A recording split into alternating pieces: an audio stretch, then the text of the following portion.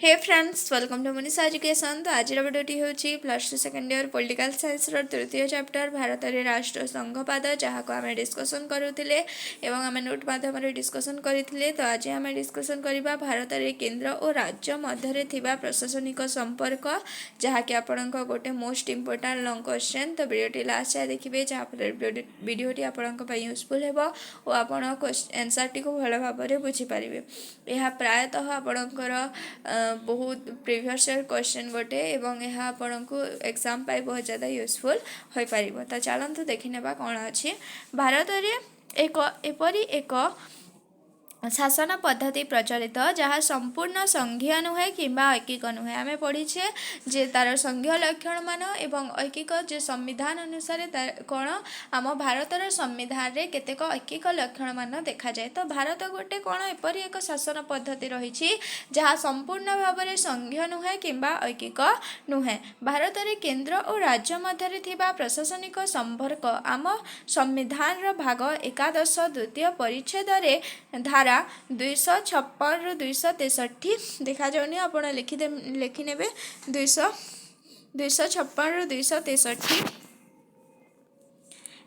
रे स्पष्ट भाव में वर्णित एवं जो आमर केंद्र भारतर जो केंद्र अच्छी एवं राज्य तो केंद्र और राज्य मध्य कौन जो प्रशासनिक संपर्क रही भारत संविधान रो 11 भाग 11 द्वितीय परिच्छेद रे जहाँ धारा 256 रु 263 रे स्पष्ट भाव में वर्णित। राष्ट्रीय उन्नति दृष्टि केंद्र और राज्य सरकार मध्य प्रशासनिक समन्वय रक्षा पाई समस्त व्यवस्था ग्रहण करा जायछि। तो कौन किपरि भाव में प्रशासनिक क्षेत्र में केंद्र और राज्य मध्य समन्वय हेब से अनेक व्यवस्था ग्रहण करा जायछि।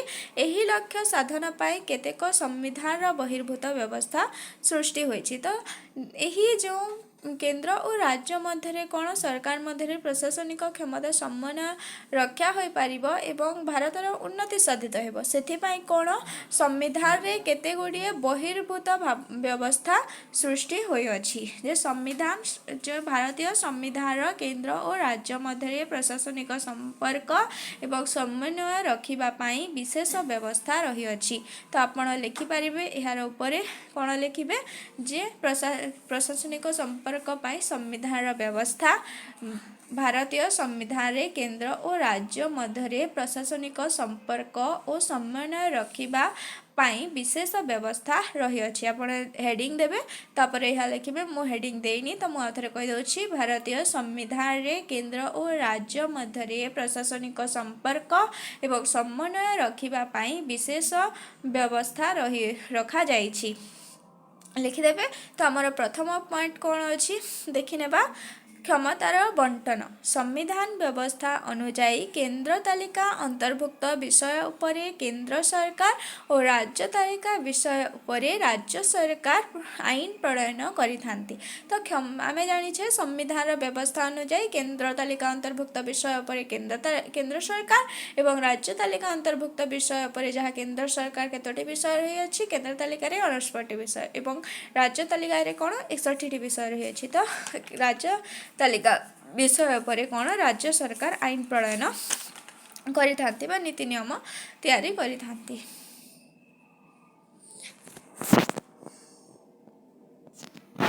मात्र जुग्म तालिका अंतर्भुक्त विषय उपरे राज्य और केंद्र सरकार आईन प्रणयन करिथांती एवं जुग्म तालिका बा जहाँ में मिलित तालिका जानिछे तो सही मिलित तालिका उपरे कौन जहाँ 52 विषय रही अछि जहाँ उपरे केंद्र सरकार और राज्य सरकार मिलित भाव में नीति नियम तैयारी करिथांती। किंतु मने रखिबे ताहेले मध्य जदि केंद्र सरकार और राज्य सरकार नीति नियम तैयारी करती एवं लागू मध्य करती किंतु कौन दुई सरकार मध्य कहार माने बेसी महत्व रही थाए कहार आईन बलवत्तर रही थाए केंद्र सरकार आईन बलवत्तर रही थाए। तो यह कौन धारा 256 रे वर्णित। एबे देखिबा 2 नंबर पॉइंट कौन अच्छी केंद्र निर्विघ्न क्षमता। संविधान धारा 257 अनुसार तो आम 56 पढ़िले 257 अनुसार राज्य सरकार तांकर कार्यपालिका क्षमता को प्रयोग कला बेले संसद द्वारा प्रणीत आईन किंबा केंद्र सरकार कार्यपालिका क्षमता प्रयोग को विरोध करी कौनसी कार्य करिपारिबे नाही।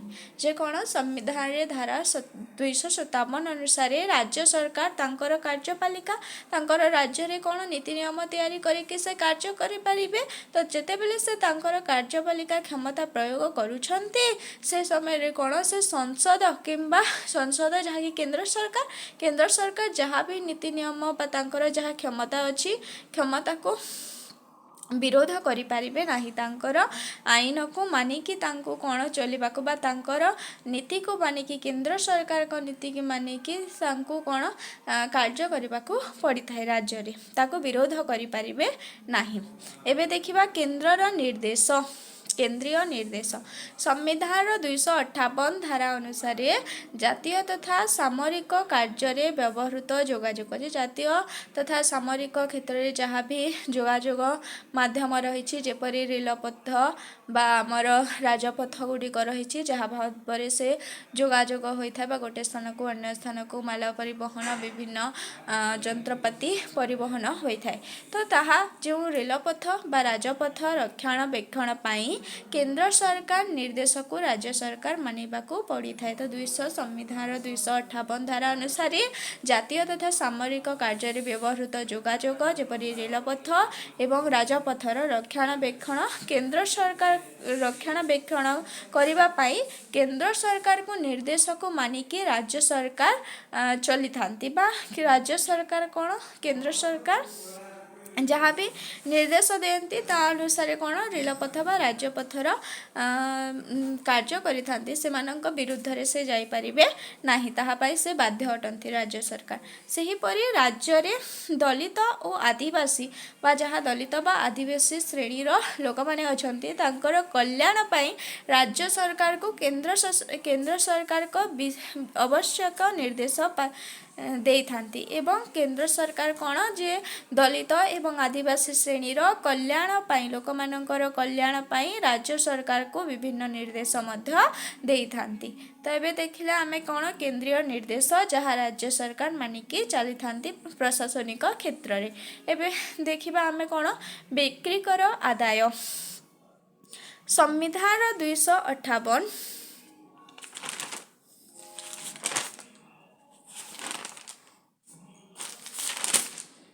संविधान 258 धारा अनुसार अंतरराज्य बिक्री कर आदाय पाई केंद्रीय कर्मचारी मानकू राज्यपाल दायित्व प्रदान करिपारिबे।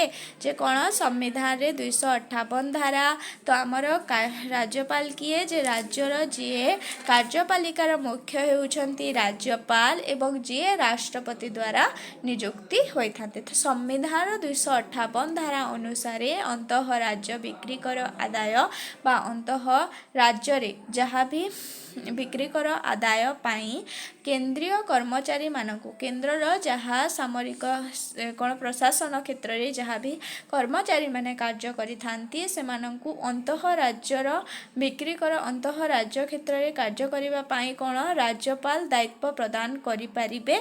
अवश्य सेथिपाई कौन केंद्र सरकार को पूर्व स्वीकृति आवश्यक जे कौन केंद्र प्रशासन क्षेत्र में जो कर्मचारी माने कार्य करिथांती तांकू से अंतः राज्य कार्य पाई दायित्व दे पारिबे किंतु सेथिपाई कौन केंद्र सरकार गोटे पूर्व स्वीकृति आवश्यक रही अछि राज्यपाल को। ठीक सही परी राष्ट्रपति राज्य सरकार को सम्मति रे तांको कर्मचारी मानंकू केंद्र रे कोनोसी प्रशासनिक कार्य रे संपादन दायित्व दे पारिबे। ठीक सही परी कौन जे राष्ट्रपति राज्य सरकार को सहमति नहीं कि राज्यर कर्मचारी मानंकू राज्यर प्रशासन क्षेत्र रे जहाँ भी कर्मचारी माने नियुक्ति होइथांती सेमानंकू कौन केंद्रर कोनोसी प्रशासनिक कार्य करिबा पाई संपादन करिबा पाई दायित्व दे पारिबे किंतु सेथिपाई कौन राज्य सरकार को सहमति दरकार कि सेथिपाई राज्य केंद्र कौन केंद्र स्तर रे मध्य कोनोसी कार्य दायित्व देबा पाई। तो आई होप आपण बुझी पारिथिबे। तो आम डिस्कसन करबा एबे केंद्रर प्रतिनिधि संविधान तापर 263 तो 253 धारा संविधान 253 धारा अनुसार 63 कहीदेली संविधान 253 धारा अनुसार प्रत्येक राज्य रे जड़े राज्यपाल रहिबे से राष्ट्रपति द्वारा नियुक्त होई केंद्रर प्रतिनिधि भाव में कार्य करिथांती। तो कौन आम राज्यपाल कहा द्वारा नियुक्ति होइथांती राष्ट्रपति द्वारा कौन नियुक्ति होइथांती आउ कौन राज्यर जड़े कार्यपालिकार मुख्य भाव में राज्यपाल कौन कार्य करिथांती जड़े केंद्रर प्रतिनिधि भाव में। तो कौन एठारे कहुई राष्ट्रपति द्वारा नियुक्त होई केंद्रर प्रतिनिधि भाव में कार्य करती राज्यपाल राज्य और केंद्र मध्य संजोग भली कार्य करिथांती। तो आम जहाँ संविधान 253 धारा अनुसार राज्यपाल कौन राज्यपाल राज्यर कार्यपालिकार मुख्य भाव में कार्य करिथांती जे राष्ट्रपति द्वारा नियुक्ति होइथांती बा केंद्र जड़े प्रतिनिधि भाव में राज्य में कार्य करिथांती जहाँफल केंद्र और राज्य मध्य संजोग भली कार्य करिथांती एवं जहाँ केंद्रर प्रतिनिधित्व करिथांती राज्य स्तर रे। एबे देखिबा अंतःराज्य नदी जल बंटन भारतर अनेक नदी एकाधिक राज्य दे प्रवाहित होता है। आम जाचु जे नदी अनेक नदी रही भारत में एवं से माने कौन अनेक राज्य देकी प्रवाहित होइथांती होइथिबारु सेही राज्य मानक मध्यरे जल संपद विनिमय जोग पाई विवाद देखा जाए। तो जदि कौन अनेक नदी रही एवं से माने अनेक राज्य दे प्रवाहित हेबे तो कौन जल संपद नहीं कौन राज्य राज्य मध्य विवाद देखा जे विवाद देखा जाई थाए। तो निश्चय देखा तो देखा जाई थाए संविधान धारा 262 अनुजाई एहार समाधान पाई संसद आवश्यक आईन प्रणयन करी जल विवाद समाधान करिथाए एवं सेथिपाई गोटे संविधान रे धारा अछि 262 ताहा अनुसार संविधान कौन संसद बा केंद्र सरकार आईन तैयारी करिकी एही जल विवाद को कौन समाधान करिथांती। एबे देखिबा 7 नंबर सरकारी नथिपत्र संविधान 261 धारा अनुसार केंद्र और राज्य सरकार नथिपत्र व न्यायालय विवरणी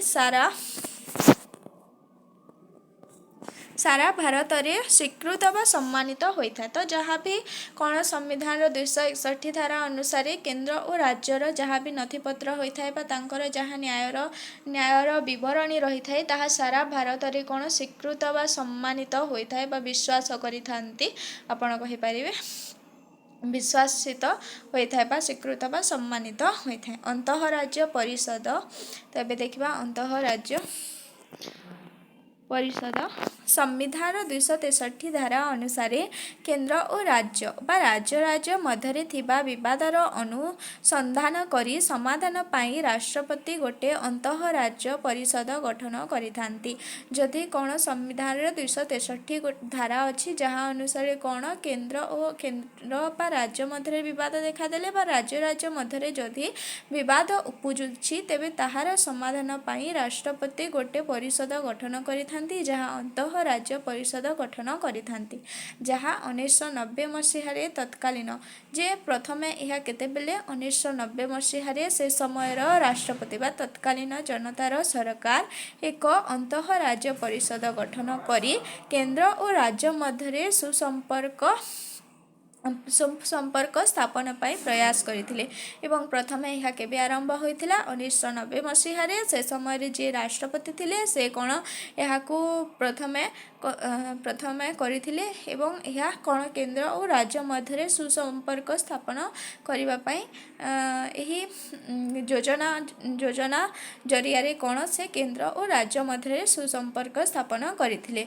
वर्तमान भारत रे कोन 5 गोटी आंचलिक परिषद कार्य करुअछि एवं एबे कोन 5 गोटी आंचलिक परिषद कार्य करुअछि भारत रे अंतः परिषद बा आंचलिक परिषद। एबे देखिबा आमे अंतः राज्य परिषद बा आंचलिक परिषद कार्य करुछि। सर्वभारतीय चाकिरी संविधान 312 धारा अनुसार संविधान रे संसद कौन विभिन्न सर्वभारतीय स्तर में अनेक चाकरी रही अच्छी जपरी आईएएस आईपीएस आईएफएस आईईएस इत्यादि सर्वभारतीय चाकरी सृष्टि करें जे केन्द्र कौन बा संसद और सर्वभारतीय स्तर में अनेक चाकरी सृष्टि करें।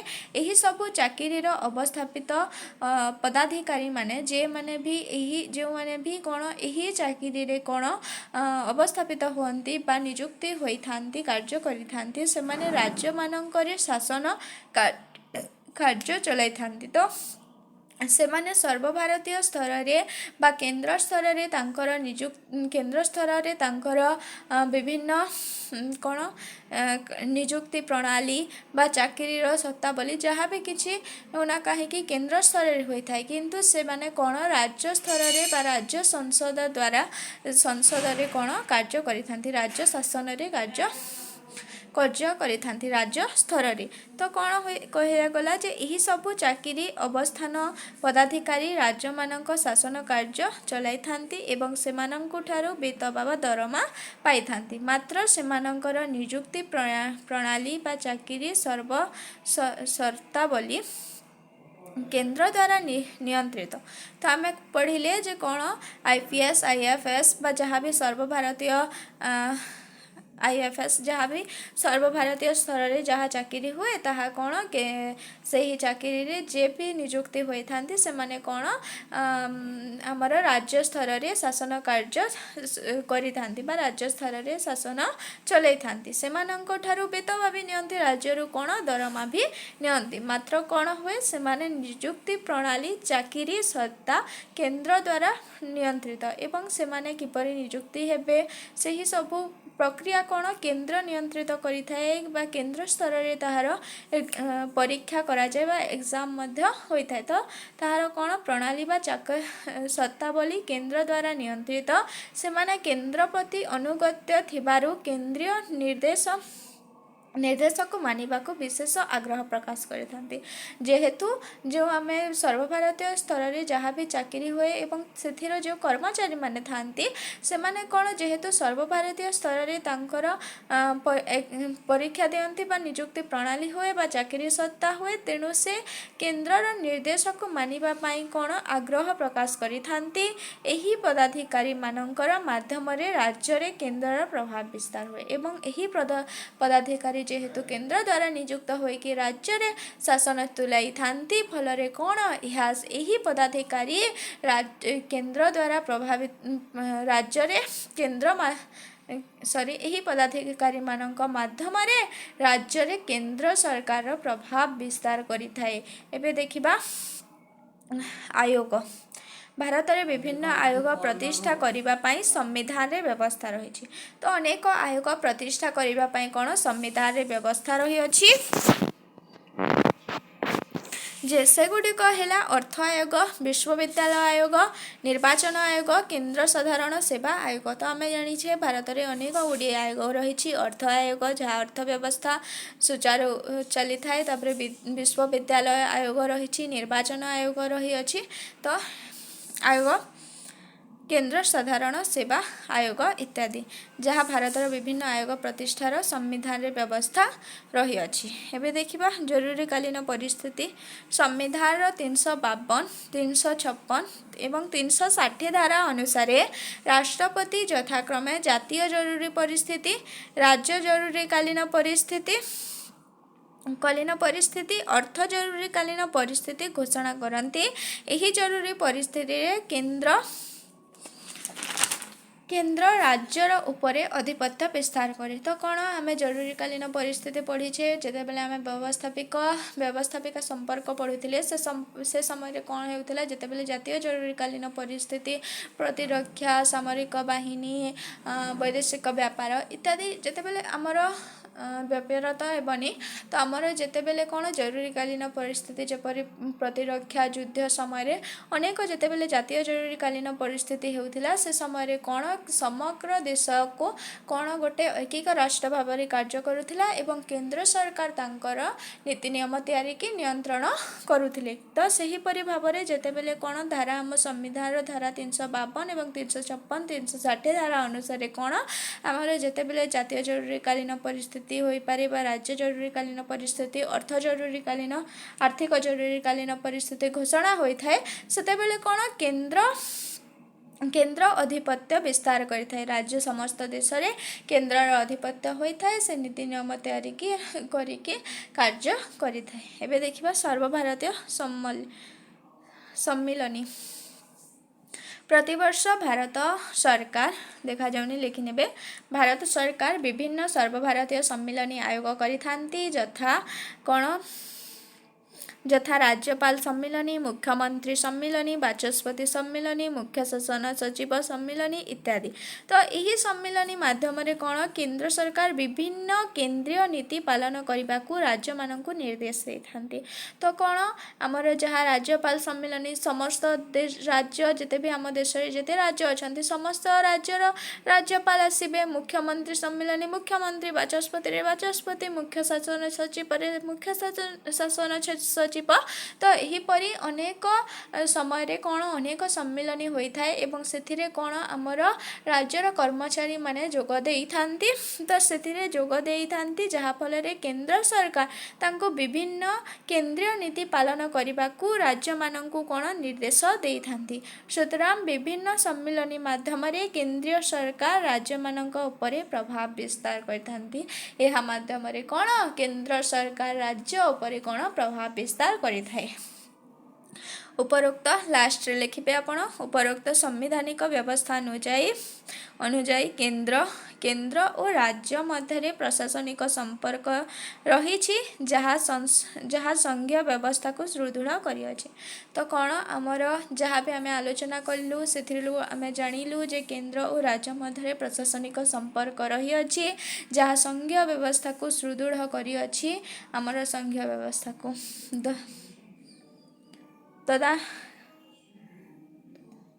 ତଦ୍ବାହୀନ ଭାବେ